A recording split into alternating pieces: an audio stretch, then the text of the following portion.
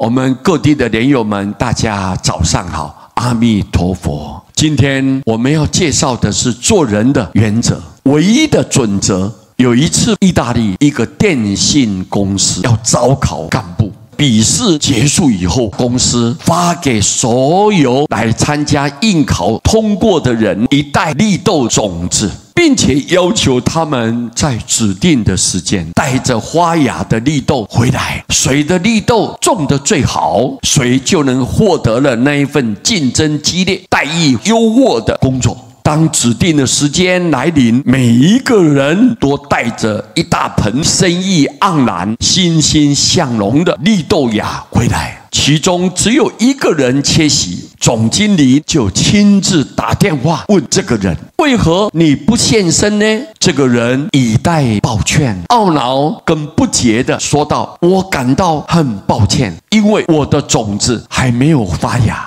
虽然在过去那一段时间，我已经费尽心血，全力照顾它，可是这个种子依然毫无动静呢。我想，我大概失去了这个工作的机会喽。据说这是那位唯一的缺席者在准备放下电话前所说的一句话，但经理却告诉这位孵不出绿豆芽的男子，就说了：你才是唯一被我们录用的新人啊！原来那些种子都已经被处理过的，不可能发芽呀，种不出绿豆芽，正好证明了这位男子是一个不作假的人。公司高层就认为这样的人必然也是一个有道德操守的人。总经理坦诚地告诉他说：你这种诚实不作假的操守，就是我们用人的唯一准则啊！有一句西方谚语说，如果你表现卓越是一条鱼的话，那么操守就是保鲜剂呀。这个话的意思告诉我们，工作追求卓越固然重要，但不讲道德操守，一切都可能落空。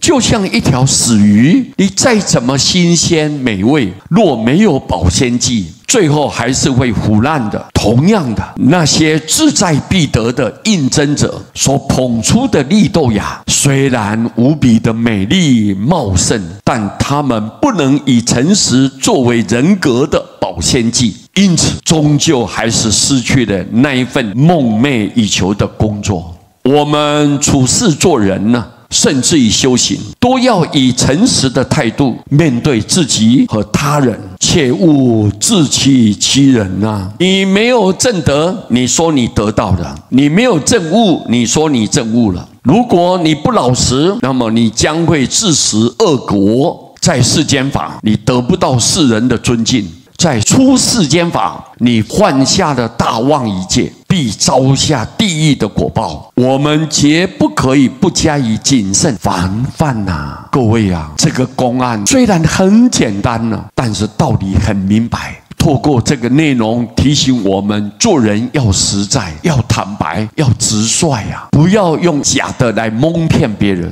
我们念佛也一样，要实实在在，一步一脚印，每一句佛号念得清清楚楚，你的耳朵听得清清楚楚，心里面想得清清楚楚，一句一句，我绝对不含糊，我不随便，我不应付。你只要把这个金刚种子种得很牢固，你跟阿弥陀佛的心是完全契合的，他随时在你身边，佛光普照你，你能宏凶化吉，熠烂成祥，功德无量啊！阿弥陀佛绝对不放弃任何念佛的众生，所以我们要谨记在心。阿弥陀佛。